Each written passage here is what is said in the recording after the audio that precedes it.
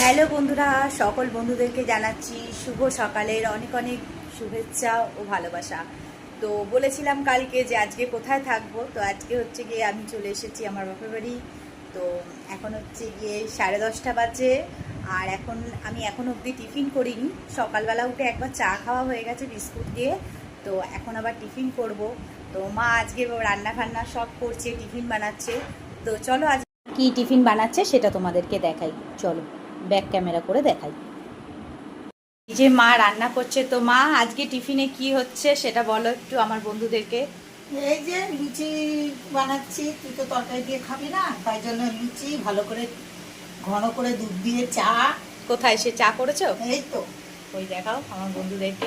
এই যে তো দেখো। গাইস দেখে নাও, আজকে টিফিন হচ্ছে গিয়ে গরম গরম লুচি ফুলকো ফুলকো, আর তার সাথে বেশ ঘন করে দুধ চা। মানে এখানে আসা মানে আমার হচ্ছে গিয়ে খাওয়া দাওয়ার 12টা বেজে যায়। মেনটেন করতে পারবো না আমি এরকম খাওয়া হলে। আমি মায়ের বাড়িতে যদি আমি 1 সপ্তাহ থাকি তো আমি অনেক মোটা হয়ে যাব। আর এই যে এখানে লুচি বেলা চলছে আরো।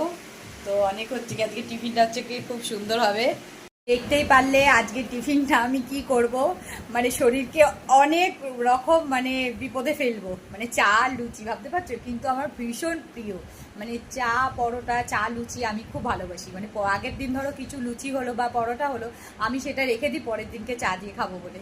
তো এখানে এসছি মানে আর নিজেকে আর মানে ধরে রাখতে পারি না, এইসব খাবারে মানে লোভ চলে যায়।